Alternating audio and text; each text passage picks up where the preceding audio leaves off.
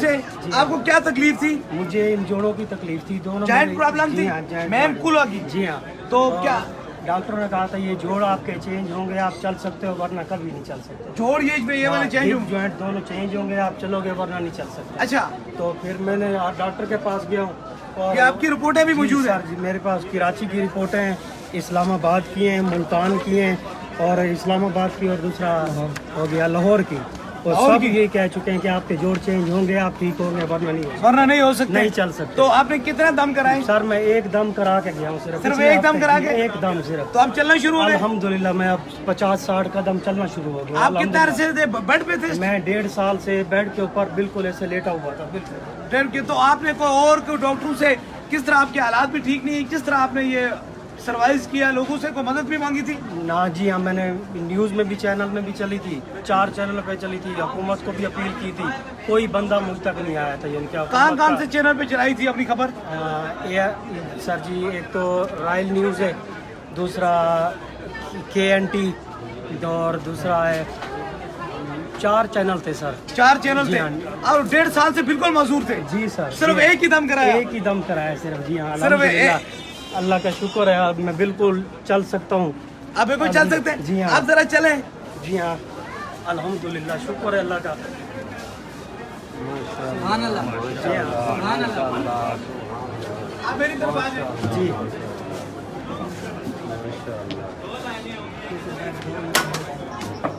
سر یہ چلیے میری ویڈیو. اچھا یہ جی ہاں 3 بہنیں میری وہ بھی ذہنی مریض ہیں.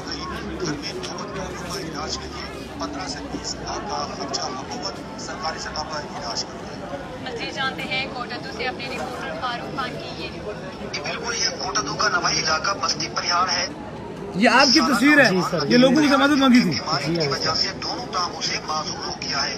عرصہ دراز سے 4 یہ 3 بہنیں بڑا میری. یہ آپ کی 3 بہنیں کی تصویر بن گیا. ندیم پریار جس کا والد اور بھائی پہلے فوت ہو چکے ہیں, معذور بہنوں کا بوجھ بھی اسی کے سر ہے.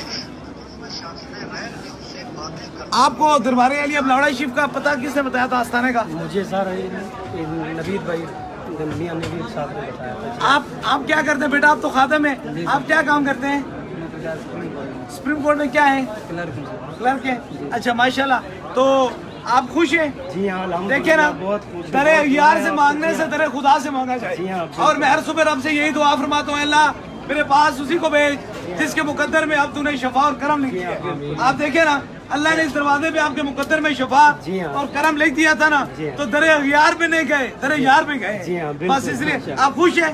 بس میں دعا فرماؤں گا جس طرح آپ ٹھیک ہوئے نا, اس طرح اللہ تعالیٰ آپ کی بہنوں کو بھی صحت کاملہ عطا فرمائے. ان کی بھی وہ سب جہاں بھی حضور کی امتی, جہاں بھی تاجدارے ختم نبوت کے ماننے والے, اللہ تعالیٰ ان پہ بھی کرم اور مہربانی فرمائے.